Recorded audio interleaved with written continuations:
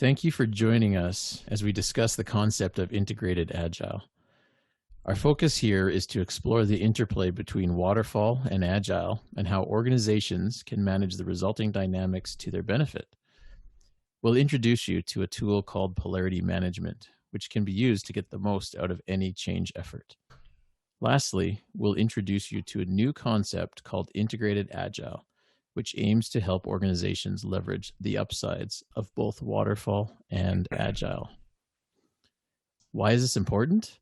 Well, as an industry, we have been transitioning organizations to Agile delivery methods, frameworks, and processes for over 20 years and are not getting any better at it.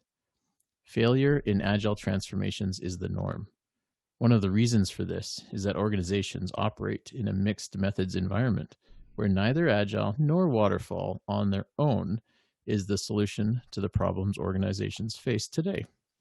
It's about time we all realized that and embraced the need for both approaches, Agile and waterfall. Before we go too far, we just want to take a moment to introduce ourselves. You just heard from Brock Argue, and I'm Erkan Kadir.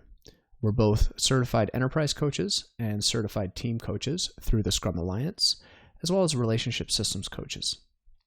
Our company is the Superheroes Academy, based out of Calgary, Canada, and we're available globally for leadership development, workshops, Agile coaching, and we offer most Scrum Alliance certifications through online programs.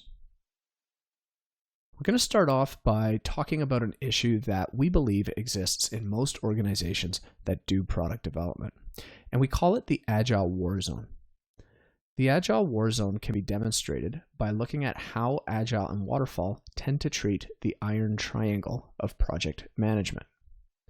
Now, in this triangle on the left, you have time, resources, and scope. And when planning delivery, you can shoot for all three, but when things get off track, at least one of the 3 points must be movable.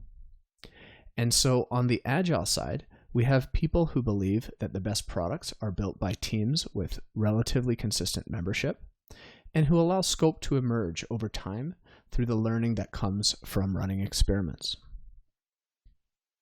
And if we look at how waterfall applies the iron triangle on the right, we can see there exists a completely different perspective, where people believe that the best way to mitigate risk is by having experts carefully plan scope in advance, and then being elastic with deadlines and resources if things don't go as planned.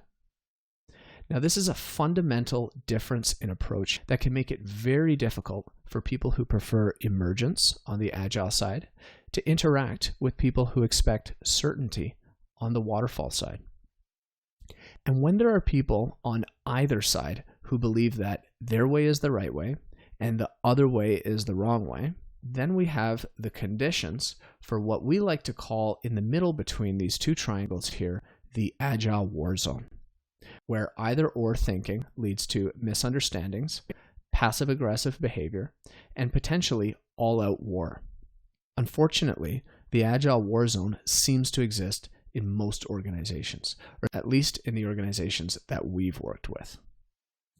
One of the reasons we believe that the war zone is so prevalent is that the war is not actually winnable by either side, and many of us have been selling Agile as a solution to problems that can't actually be solved. You might have read the title of our talk and discounted us as heretics who are promoting Wagile or Watergile. But I assure you our intention here is to merely shift the conversation to the reality that Agile mixed with Waterfall is happening in most of the companies that are out there today. And so we're going to try to equip you with some knowledge and some tools that will help in case this also happens to be your reality. One of the ways we can manage the war zone is with a tool called Polarity Thinking, introduced by Barry Johnson in his book, Polarity Management: Identifying and Managing Unsolvable Problems. Polarity Thinking recognizes that all values come in pairs, that each value in the pair has both an upside and a downside, and there are predictable dynamics that define the relationship between the two values. We're going to start off by introducing you to polarity thinking using one of the dilemmas that Agile companies have to manage, how to support the individual and the team. I like to use the metaphor of a moving walkway to highlight the dynamics that exist within polarities.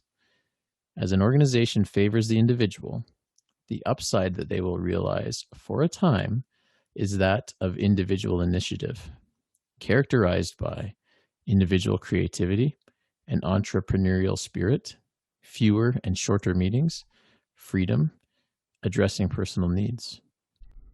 Given that polarity dynamics work like a moving walkway, the organization will naturally start to move towards the downside of the individual pole, which is isolation. This is experienced by a lack of a common direction, only being rewarded for home runs, no synergistic effect, no team support, and selfish me talk. Once in the downside of the individual pole, the organization reacts to move back to the upside, this time by favoring the team pole. This is a common shift that we see in organizations that are transitioning to agile ways of working, moving from favoring the individual pole to favoring the team pole. In the upside of the team pole, the organization now enjoys the benefits of a cohesive unit, including a common direction, recognition that each job or role is important, synergistic effect, team support, personal sacrifice in favor of team success. But remember, polarity thinking tells us that we're still on this moving walkway, and so the organization will eventually start to experience the downside of the team pole should they favor it long enough. This manifests itself as bland sameness, meetings too many and too long, least common denominator, team burden, neglect of personal needs. In other words, too much conformity. These polarity dynamics, as we've just witnessed, are inevitable. So how do you know when you're dealing with a problem to be solved or a polarity to manage? Well, answering yes to these questions tells us that you're likely dealing with a polarity to manage. Is the difficulty ongoing? Are the alternatives interdependent? Are the upsides of both poles necessary? Will overfocus on one pole undermine the greater purpose?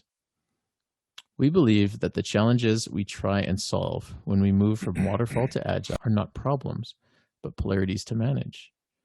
Let's look at each one of these 4 criterion of problems or polarities in the context of agile transformations.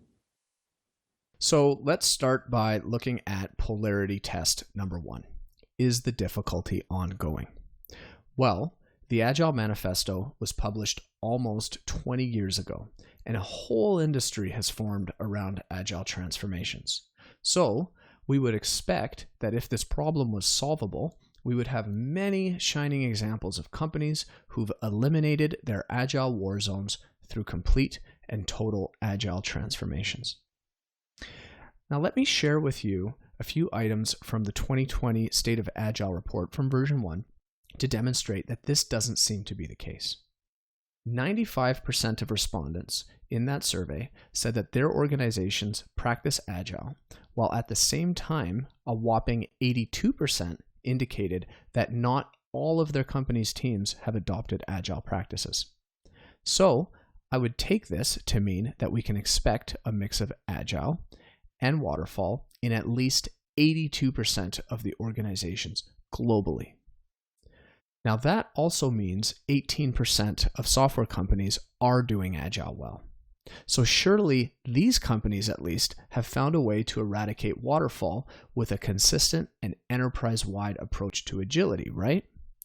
Well, it looks like even the best among us haven't figured it out, because the survey then goes on to indicate that agility in these companies is still largely confined only to development, IT, and operations.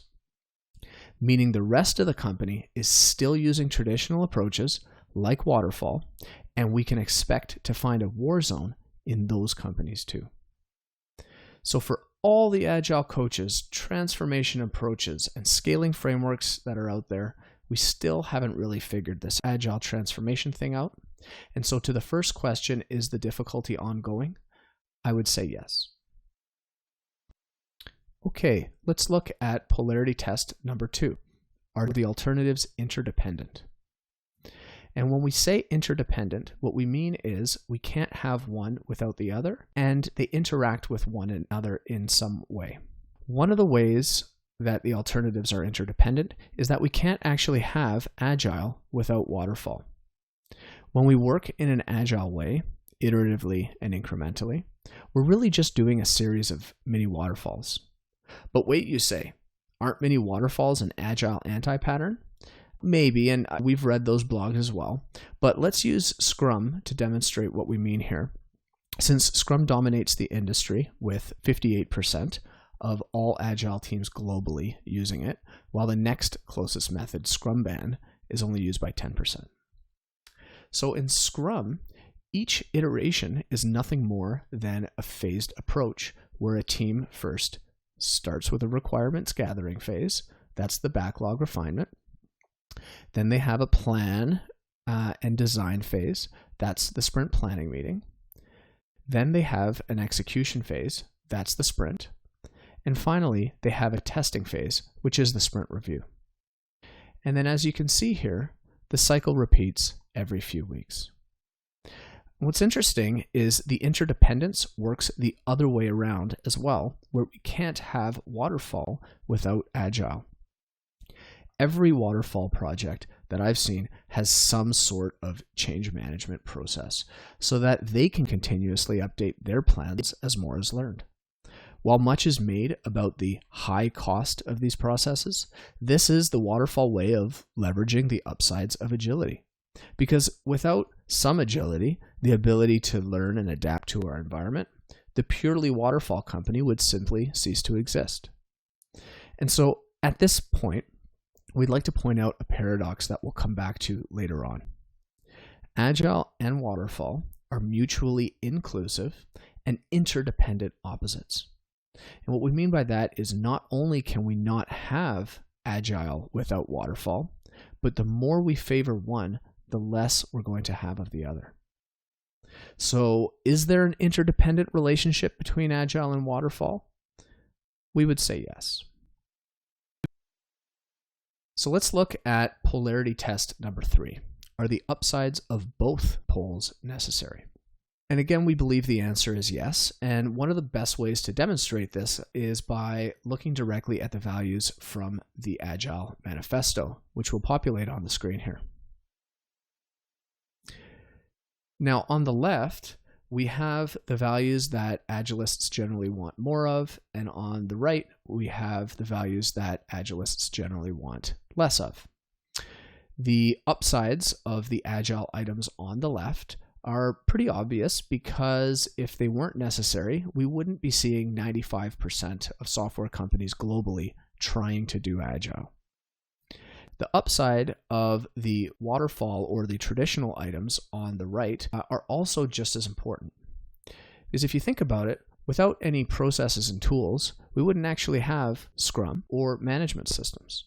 Without any documentation, we would simply incur the waste of relearning over and over again. Without any contracts, we wouldn't have customer relationships. And without planning, we wouldn't have sprints. The Agile Manifesto even has this famous line written on the bottom that says, while there is value in the items on the right, we value the items on the left more. So this confirms that both sides are at least necessary to some degree.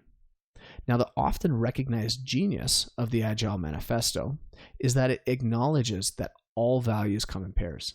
But as you'll see in the next few slides, favoring one side over the other, as we do in the Agile Manifesto, presents a very big problem from the perspective of polarity management. The last criteria in determining if an organization is dealing with a problem or polarity is if overfocus on one pole undermines the greater purpose. The answer to this in the context of our discussion is a resounding yes. Let's look at a couple of challenges organizations face with respect to waterfall and agile to see this in action. So here we have the first of 4 case studies that we're using to highlight the dynamics of polarities. Each case study focuses on one of the 4 value pairs from the Agile Manifesto. Case study number 1 starts off with the individuals and interactions and processes and tools polarity, in which this organization favored the individuals and interactions pole. The client that we used for this case study was a startup company that had grown to roughly 500 employees. They had a product that was focused on corporate giving and volunteering, and social causes, diversity, and inclusion are a very important part of who this company is. Now, the growth that they had experienced and their culture had led to slow decision-making and very expensive meetings.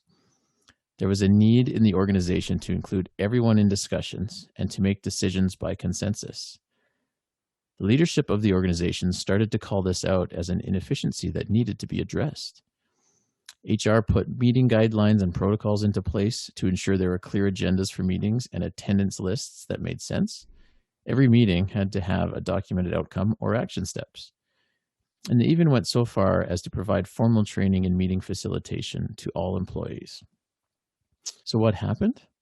Well, favoring individuals and interactions for most of the company's history led to slow decision-making and expensive meetings as the organization grew. Leadership and HR tried to counteract this by formalizing meetings through protocols, training, and documented outcomes. This led to reduced ownership in the organization since I wasn't involved in that decision and no one asked my opinion. As soon as the organization became aware of the reduced ownership and alignment, they quickly refocused on the individuals and interactions pole, effectively leaving the organization in the downside of the pole they had favored most. For case study number 2, we'll be referencing the working software and comprehensive documentation polarity from the Agile Manifesto. The client in this example is a well-established Fortune 500 company in the Canadian energy sector. They have a very traditional culture and organizational hierarchy, and their work generally occurred in the context of projects that had a definitive start and end and traditional project management throughout. Now, the client understood the need to take a different approach to some of their work in order to keep up with the innovations of its competitors.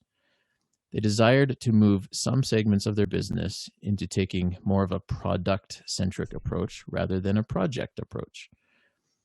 So to do this, they brought in Agile coaches to work with an internal team to design, build, and test their product-centric approach. So what happened? Well, due to the traditional history of the organization and the inertia that history created, this organization leaned to favor upfront learning in an effort to reduce uncertainty. This created a need for comprehensive documentation before changes to the system could be made. The vast amount of documentation and approvals required caused a slowdown in the results that the team was able to achieve and, ironically, led to missing out on opportunities for learning. The organization just wasn't ready to embrace the working software side of the polarity, no matter how hard us Agile coaches pushed them to do so. One reason for this is that as the team started to just build stuff and learn through experimentation, leadership became uneasy with decisions that were being made and the lack of clear governance.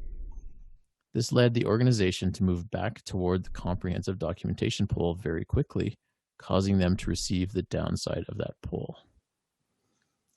These first 2 examples center around favoring one pole, and that by doing so, the organizations involved received the downside of that pole. It's important to note that continuing to favor just one pole and doing so to a large degree will lead to receiving the downsides of both poles. What you have observed through these past 2 case studies is what happens when you overfocus on one pole. This is referred to as the one pole myth. That myth states that if we focus solely on one pole, we are able to get the upside of that pole without any of the downsides of either poles. But the reality is that by favoring or over-focusing on one pole, we will only get the downside of that pole. If we hold on to one pole for long enough, we'll get the downsides of both poles. For example, and as we saw from case study number 1, we might stick closely to individuals and interactions because we fear reduced ownership in decisions. But we stick to that pole so tightly that we create a culture of consensus decision making, which slows us down in getting anything done and leads to blame and finger pointing, which is the downside of the processes and tools pole. So let's recap based on the case studies we've provided so far. Is the difficulty ongoing? Yes. Our industry has yet to consistently implement successful agile transformations in organizations. Are the alternatives interdependent? Yes. Agile frameworks include defined processes within them. Erkan showed us earlier how Agile can't exist without waterfall and vice versa. Agile and waterfall are mutually inclusive and interdependent opposites. Not only can we not have Agile without waterfall, but the more we favor one, the less we're going to have of the other. Are the upsides of both poles necessary? Yes. Even as described in the Agile Manifesto, there is value in both sides of the polarities that organizations must manage in order to be successful. And finally, will over-focus on one pole undermine the greater purpose? Yes. Our experience and case studies that we've shared so far tell us that over-focus on one pole leads to the downside of that pole and eventually to the downside of both poles. So we just spent the first bit of this presentation making a case for Agile and Waterfall being a polarity to manage. But we're not going to spend too much time putting Agile and Waterfall up on a polarity map directly because we believe it's actually a metapolarity that contains many other polarities within it. And we find it more immediately useful and practical for organizations exploring agility to manage these polarities individually based on the specific challenges they're facing. The 4 polarities listed in the Agile Manifesto, plus the dozen or so listed on this screen, are just some of the polarities that are out there. Once we become aware that polarities exist, we start to notice them everywhere. But keep in mind, not all polarities are worth the effort to manage consciously. Our suggestion then would be to look at the business objectives behind each Agile transformation and first understand what polarities are at play so that you can select the most impactful leverage points to manage consciously. Okay, so here's a situation that may sound familiar. You're working in a company that uses a traditional waterfall approach to build products, and the time it takes to deliver new versions of the product to market keeps increasing. And the time it takes to deliver new versions of those products to market keeps increasing and is now measured in years. You start to lose market share to your competitors because they're moving a little more quickly than you, and so somebody comes up with the idea to solve the problem by doing an Agile transformation. So your company brings in new leadership, trains everybody in Scrum, and then fires anyone who threatens the new culture. There's lots of excitement around the change, but at some point, people start to realize that Agile is actually a lot harder to implement than they thought. And while it has delivered some benefits, it hasn't solved all of the problems they thought it would. And in fact, now the company has a whole new set of problems to deal with. Your company gets fed up, waiting for results that don't seem to be happening, and starts to view Agile as just not practical.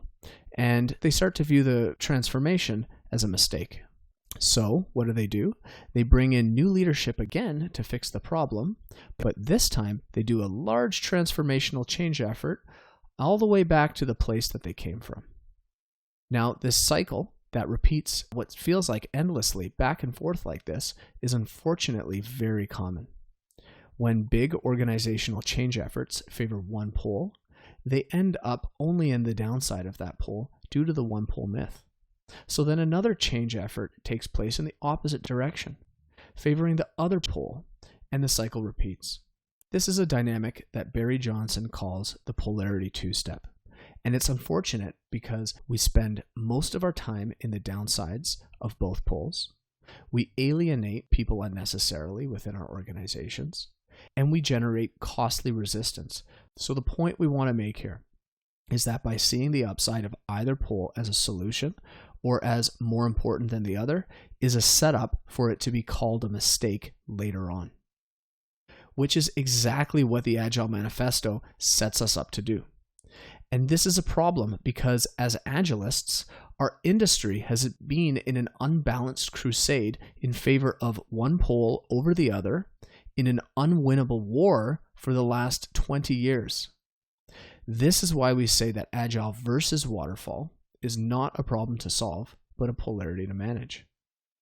Instead, we suggest dropping the word versus and look at this polarity as Agile and Waterfall. Here's the good news. Dynamics and polarities are highly predictable, and when we're aware of these dynamics, we can manage them in such a way as to spend the majority of our time in the upsides of the two poles instead of the downsides.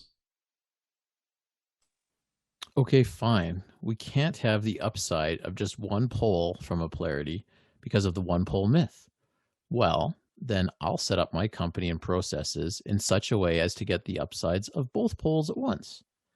Unfortunately, this too is not possible. Since the two poles are opposites, it's not possible to have them both at the same time. This is called the merged pole myth.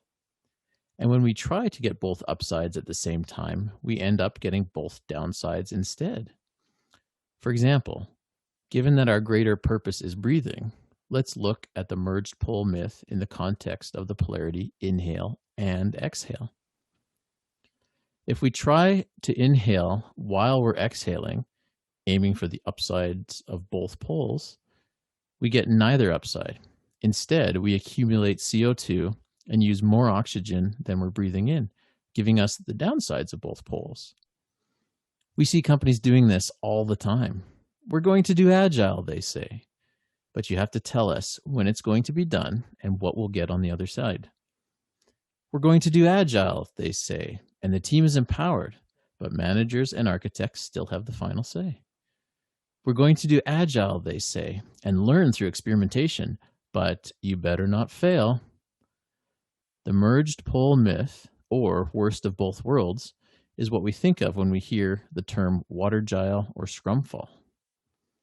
The reality is that when organizations try to get the upside of both Agile and Waterfall at the same time, they end up with the downsides of both poles, missing out on the benefits of Agile while eroding the clarity and rigor of Waterfall. Our case study on the merged pole myth focuses on the customer collaboration and contract negotiation polarity from the Agile Manifesto. Our client in this example is a small boutique consulting firm that was founded 4 years ago and specializes in Agile coaching and training.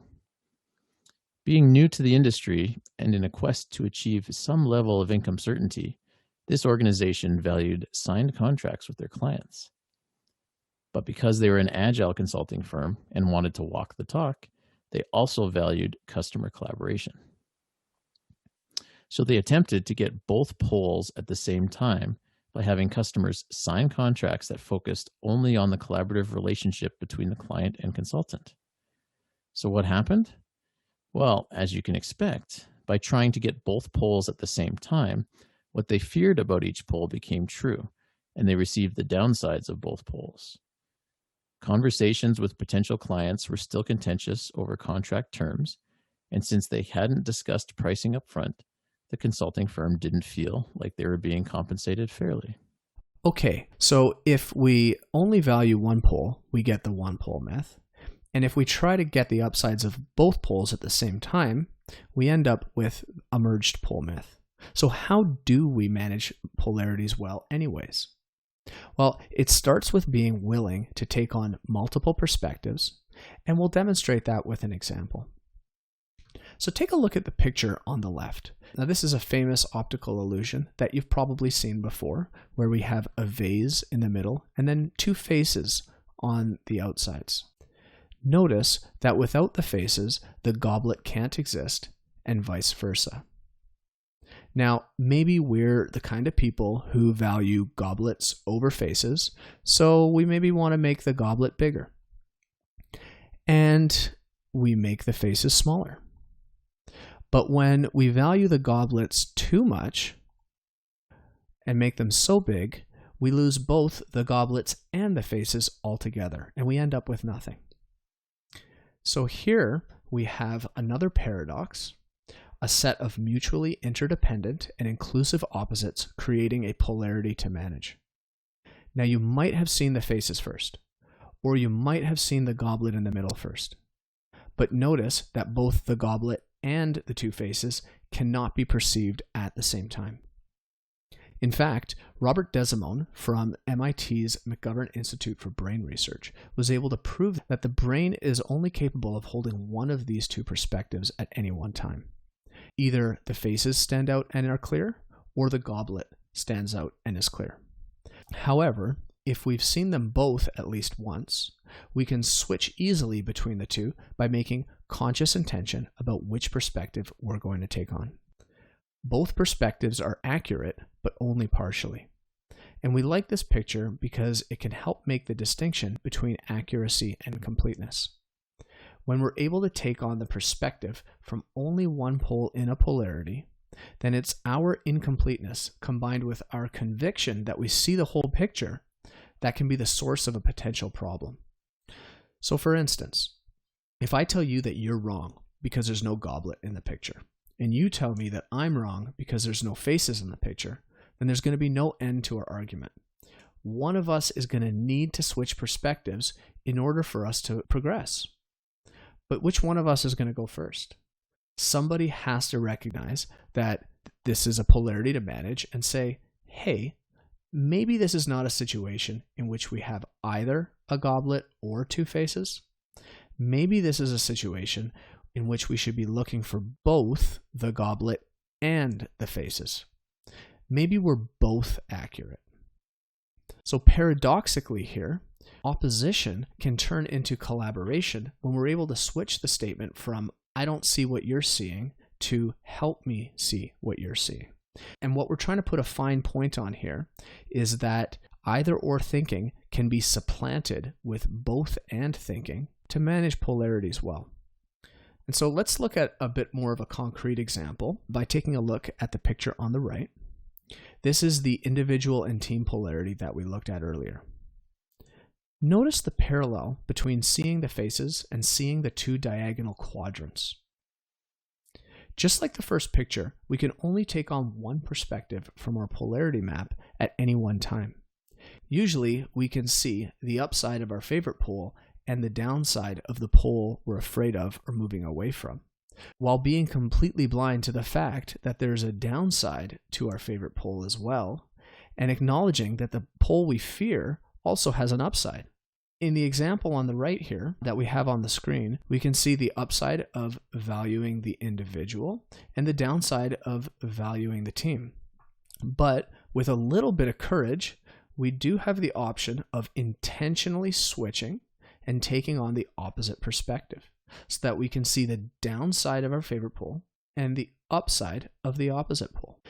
Unfortunately, as we saw with the Agile war zone, there is often a very serious and costly confrontation that takes place because a both and polarity is treated like an either or problem to solve.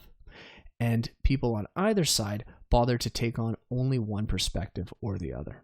When we can take on a polarity perspectives ourselves, there's the added benefit that we increase the possibility that others will look at the other perspective by confirming their truth and not contradicting their reality.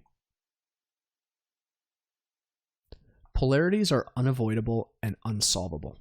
The question is not if we're going to manage them, but how well. And so here are 5 skills that you can use to manage polarities well. 1, knowing when you have a polarity to manage rather than a problem to solve.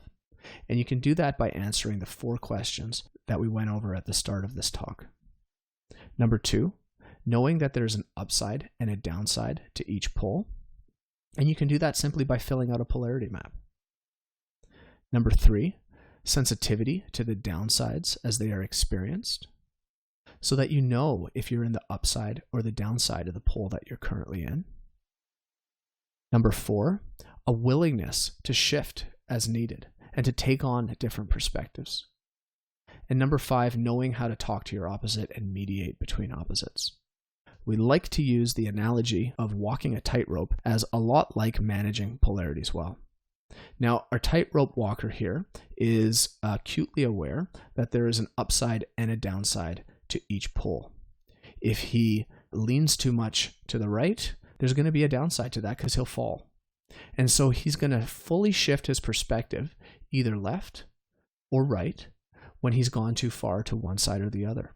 And you can imagine that when he's just learning to walk the tightrope, his shifts might be large and more extreme from one side to the other.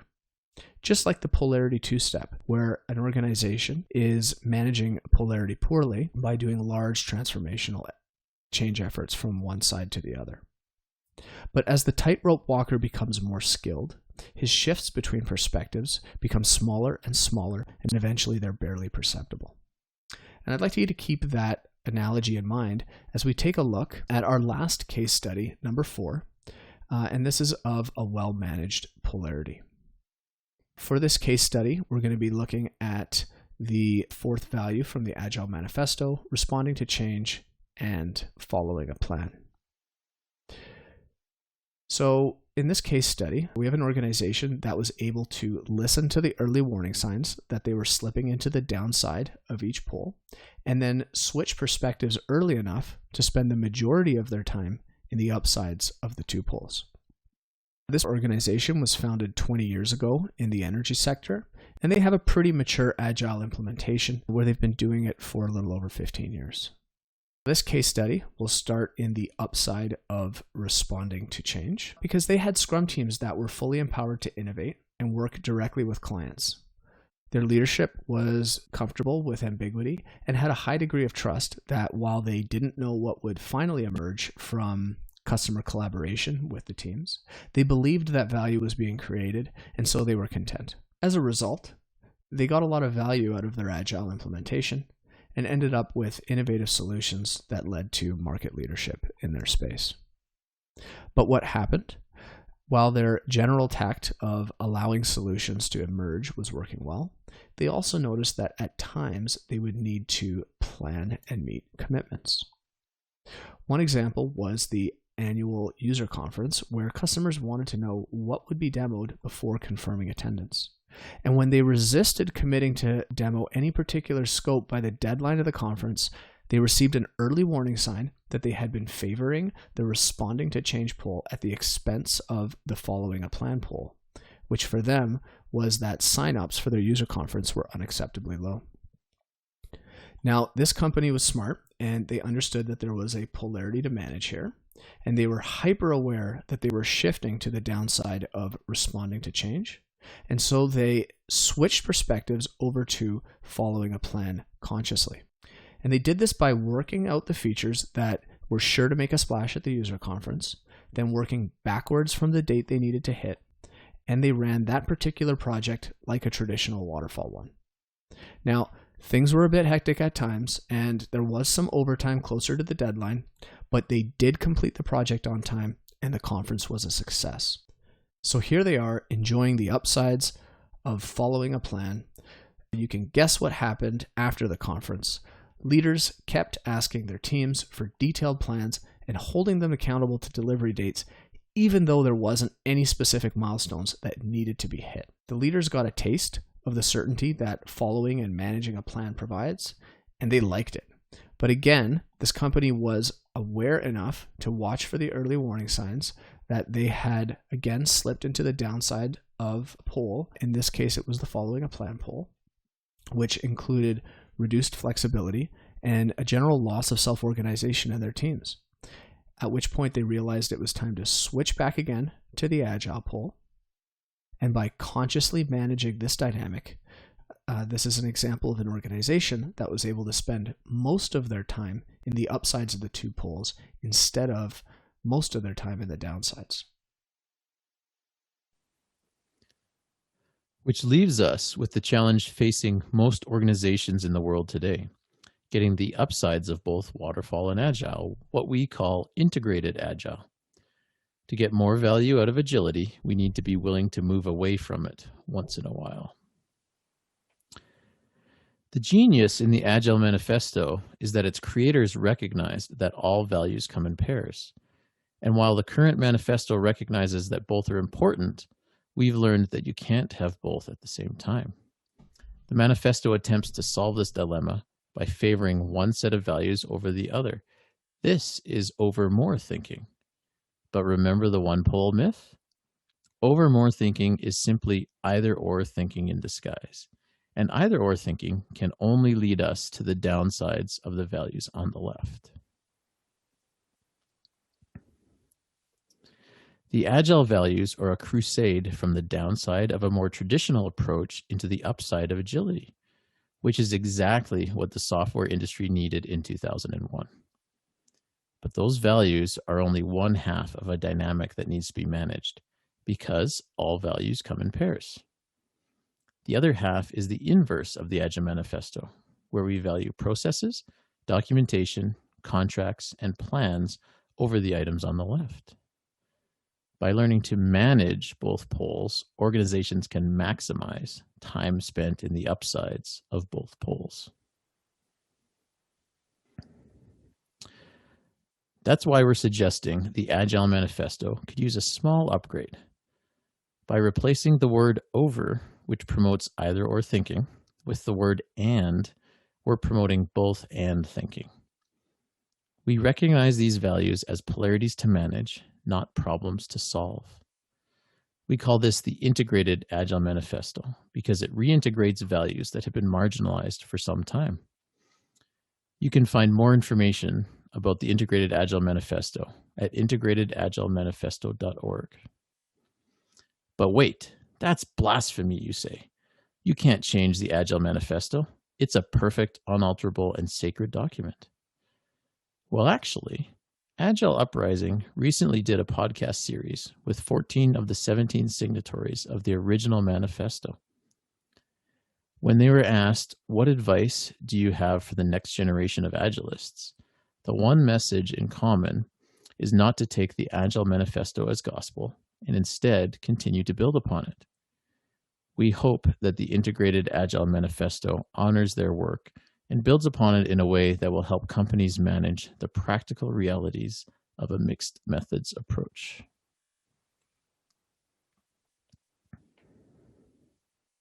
To wrap up our time here, we have a few resources that you might find useful on the screen. And we also want to give a shout out to Beena Sharma from the Vertical Development Academy, who first introduced us to this concept of polarity thinking.